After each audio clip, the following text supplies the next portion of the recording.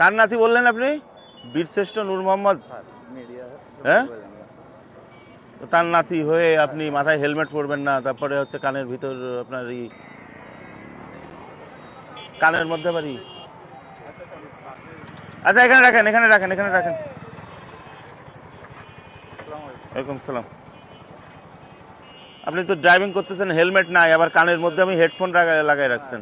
হ্যাঁ, কে কানে বাতাস যায় এই জন্যই রাখছেন কান বন্ধ করে, এই যে শব্দ না শুনতে পারে যে আপনি অ্যাক্সিডেন্ট করবেন।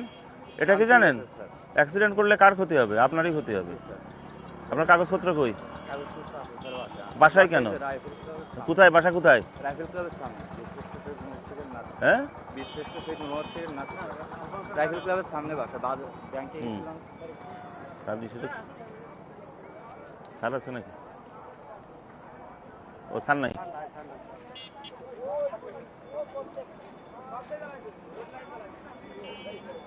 কার নাতি বললেন আপনি? বীরশ্রেষ্ঠ নূর মোহাম্মদ।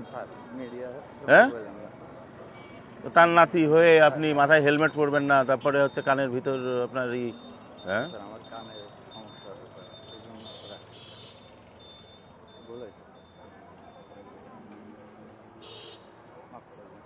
কাগজপত্র আছে? জি স্যার। নাম্বার আছে নাকি গাড়ি?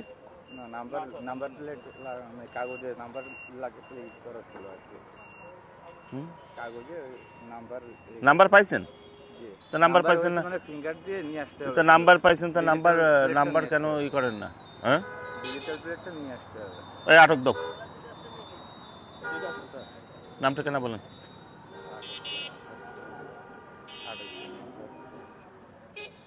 কটা মাপ করবো বলেন?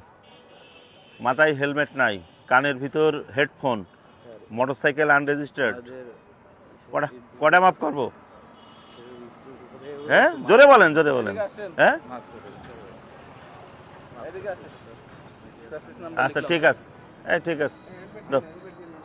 উনার বীরশ্রেষ্ঠ নূর মোহাম্মদের নাতি হিসাবে মাফ করলাম, জান। আর এরকম করবেন না। হ্যাঁ?